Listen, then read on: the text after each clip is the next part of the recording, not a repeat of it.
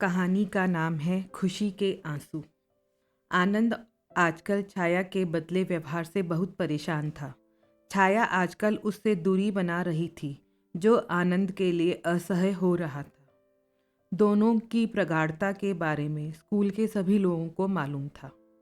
वे दोनों 5 वर्षों से साथ थे। छाया और आनंद एक ही स्कूल में शिक्षक के रूप में कार्यरत थे। वहीं जान पहचान हुई और दोनों ने एक दूसरे को अपना जीवन साथी बनाने का फैसला कर लिया। दोनों के प्रेम की कहानी को छाया के पिता का आशीर्वाद भी मिल चुका था। वे दोनों शादी के बंधन में बंधने वाले ही थे कि छाया के पिता की कैंसर जैसी भयंकर बीमारी से मृत्यु हो गई। विवाह 1 वर्ष के लिए टल गया। छाया की एक छोटी बहन ज्योति थी, जो पिता की बीमारी के कारण बीए की परीक्षा नहीं दे पाई थी। छाया उसे आगे पढ़ाना चाहती थी। छाया के कहने पर आनंद उसे पढ़ाने उसके घर जाया करता था। आजकल वह ज्योति के व्यवहार में बदलाव देख रहा था। उसे महसूस होने लगा था ज्योति उसकी तरफ आकर्षित हो रही है। उसने जब से यह बात छाया को बताई, तब से छाया उससे ही दूरी बनाने लगी। अब वह ना पहले की तरह आनंद से मिलती जुलती है और ना बात करती है। आनंद को समझ नहीं आ रहा था आखिर छाया ने अचानक उससे बातचीत क्यों बंद कर दी। कहीं वह ज्योति की प्यार वाली बात में उसकी गलती तो नहीं मान रही। नहीं नहीं, वह अच्छी तरह जानती है मैं उससे कितना प्यार करता हूँ। आखिर कुछ तो पता चले उसकी बेरुखी का कारण क्या है। आज 3 दिन हो गए, एक स्कूल में रहकर भी हम ना मिल पाए। ना उसने मेरे एक भी कॉल का जवाब दिया। आनंद छाया की गतिविधियों पर अपनी दृष्टि जमाए हुए था। वह स्कूल आया जरूर, पर अंदर दाखिल नहीं हुआ। बस छाया को स्कूल में दाखिल होते देखते रहा। छुट्टी के समय छाया जैसे ही गेट से बाहर निकलने वाली थी, आनंद ने अपनी बाइक उसके सामने खड़ी कर दी और बोला, पीछे बैठो, मैं कोई तमाशा नहीं चाहता। छाया ने उसकी वाणी में कठोरता महसूस की और वह डर गई। वह चुपचाप बाइक पर बैठ गई। बाइक तेजी से सड़क पर दौड़ने लगी। थोड़ी देर बाद आनंद ने बाइक को एक छोटे से पार्क के पास रोक दिया। पार्क में और भी जोड़े बैठे थे। आनंद ने छाया का हाथ पकड़ा और छाया के साथ एक बेंच पर बैठ गया। 2 पल दोनों खामोश बैठे रहे। फिर आनंद ने कहा, छाया, मैंने तुम्हें कितनी कॉल की, तुमने फ़ोन नहीं उठाया, ना मुझे कॉल की। आखिर क्या बात है? क्यों मुझसे दूर रहकर मुझे परेशान कर रही हो? मेरी क्या गलती है, मुझे बताओ। मैंने ऐसा क्या कर दिया? आनंद, तुम्हारी कोई गलती नहीं है। तब फिर इस बेरुखी का मतलब? मैं खुद बहुत परेशान हूँ, छाया ने भीगे स्वर में कहा। मैं तुम्हारा साथी हूँ, सुख दुख का भागीदार हूँ। मुझे बताओ, हम मिलकर हर समस्या का हल निकाल लेंगे। छाया एकटक आनंद को देखे जा रही थी। ऐसे क्या देख रही हो तुम? मुझ पर तुम्हें विश्वास नहीं? तुम जानती हो मैं झूठ नहीं बोलता। बताओ क्या बात है, आनंद ने कहा। ज्योति मेरी छोटी बहन है। जानता हूँ, आगे मैं उसे बहुत प्यार करती हूँ। ठीक है फिर? पापा ने मरते समय मुझसे वादा लिया था, मैं ज्योति का अच्छे से ध्यान रखूं, उसकी हर इच्छा का ख्याल रखूं। और उसकी इच्छा तुम हो, आनंद। पागल तो नहीं हो गई हो तुम? क्या बोल रही हो, जरा सोचो। सही सोच रही हूँ आनंद। तुमसे अच्छा लड़का ज्योति के लिए कहाँ मिलेगा मुझे? शट अप छाया, पागल मत बनो। ज्योति से मैं 8 साल बड़ा हूँ। मेरी माँ मेरे पापा से 9 साल छोटी थी। ओह माय गॉड, क्या हो गया तुम्हें? I love you only, but Jyoti loves you. उसे हमारे बारे में पता नहीं है। सच बता दो उसे।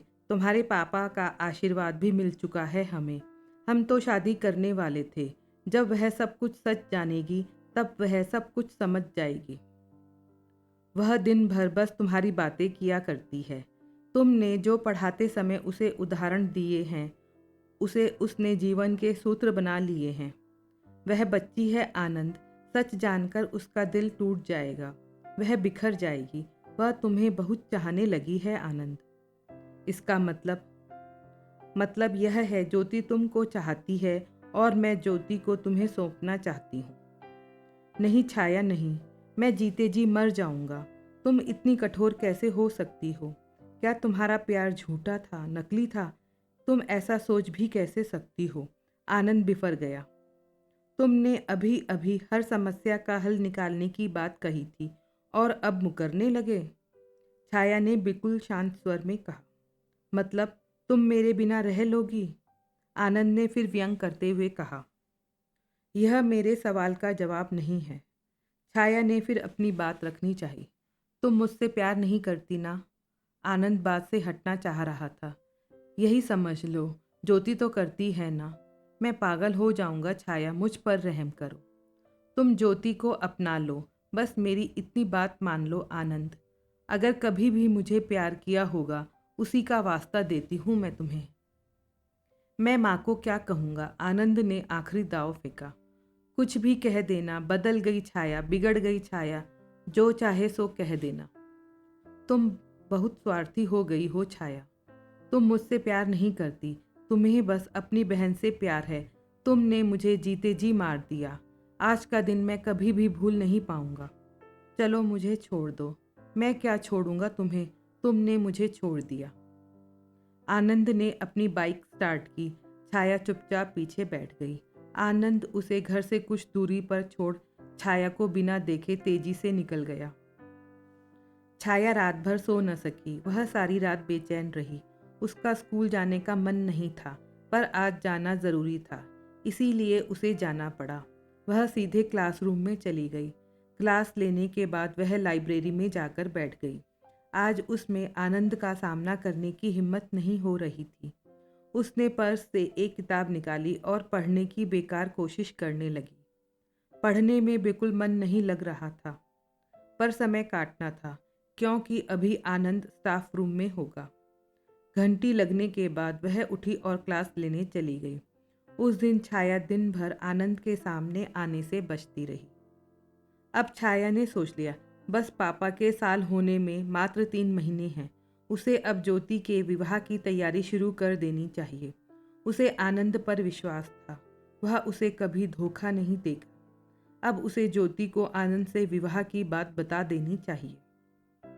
उसने जब ज्योति को बताया, वह खुशी से झूम उठी। उसका चेहरा लज्जा से लाल हो गया। उसने कहा कि शायद इसी कारण अब आनंद जी उसे पढ़ाने नहीं आ रहे हैं। छाया क्या कहती, वह चुप रही। अगले महीने से स्कूल में परीक्षा है और स्कूल के अंदर की परीक्षा का कार्यभार छाया के पास था। वह परीक्षा प्रभारी थी। इन दिनों छुट्टी लेना भी मुश्किल हो जाता है। उसने सोचा, परीक्षा के बाद से वह विवाह की तैयारी में जुट जाएगी। छाया की एक सहेली तबस्सुम, जो पहले इसी स्कूल में मनोविज्ञान की शिक्षिका थी, विवाह के बाद हैदराबाद चली गई थी। उसने अचानक से खबर की कि वह दिल्ली आई है और उससे मिलना चाहती है। छाया ने उसे दिन के खाने पर बुला लिया। उस दिन छाया को जल्दी घर आना था, पर देर हो रही थी। तबस्सुम अपनी 3 महीने की खूबसूरत बेटी नूर को लेकर छाया के घर आ गई थी। ज्योति नूर को बहुत प्यार कर रही थी। दीदी, जी करता है मैं आपकी बेटी को रख लूं। ज्योति ने नूर को पुचकारते हुए कहा। रख लो, तबस्सुम ने हंसकर कहा। तबस्सुम ज्योति से पहली बार मिल रही थी। अगर अंकल जी नहीं गुजरते तब अभी तक तेरी छाया दीदी को भी मुन्ना या मुन्नी हो गई होती। आनंद और छाया मम्मी और पापा बन गए होते। अंकल जी अपने सामने शादी नहीं देख पाए, पर उनका आशीर्वाद तो इन दोनों को मिल ही चुका था। क्या कहा आपने तबस्सुम दी? ज्योति ने हैरत से पूछा। यही की शादी हो गई होती अब तक छाया और आनंद की, और वे मम्मी पापा बन गए होते। तबस्सुम ने एक सच्ची बात कह दी। ज्योति ने यह सुना तो सन्न रह गई। जो उसने सुना वह सच है या तबस्सुम दी ने ऐसे ही यह बात कह दी? पर वे आनंद का नाम क्यों ले रही हैं? वे किसी और का नाम भी तो ले सकती हैं। इसका मतलब है दीदी और आनंद जी। ज्योति को कुछ समझ नहीं आ रहा था। उसने जैसे तैसे खुद को संभाला और अपने चेहरे के भाव को सामान्य कर लिया। तबस्सुम दिन भर रही और रात होने से पहले वापस घर चली गई, पर ज्योति के मन में हलचल मचा गई। पापा भी इन लोगों के बारे में जानते थे। वह कैसे नहीं जान पाई? पापा की बीमारी में अस्पताल में आनंद जी आते रहते थे। उस समय की परिस्थिति ऐसी थी जिन पर सभी विषयों पर सोचने की फुर्सत भी नहीं थी। जब पापा के कैंसर का पता चला तब हम सब पापा में लग गए। एक बात तो स्पष्ट है कि आनंद और दीदी का प्यार बहुत गहरा है, एक दूसरे के प्रति अटूट विश्वास है। इसी कारण इन्हें किसी को दिखाने की ज़रूरत नहीं पड़ी।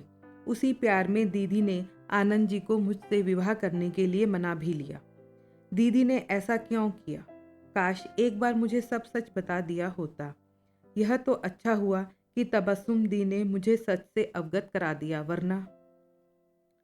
स्कूल की परीक्षा समाप्त होने के बाद छाया ने ज्योति से कहा, ज्योति, पापा की बरसी के बाद मैं तेरे विवाह की सोच रही हूँ। बरसी को 2 महीने रह गए हैं, तब तक मैं धीरे धीरे शादी की तैयारियां भी करती रहूंगी। इतनी जल्दी क्या है दीदी? ज्योति ने कहा। नहीं ज्योति, शुभ कार्य में विलंब ठीक नहीं। छाया को जैसे हड़बड़ी थी।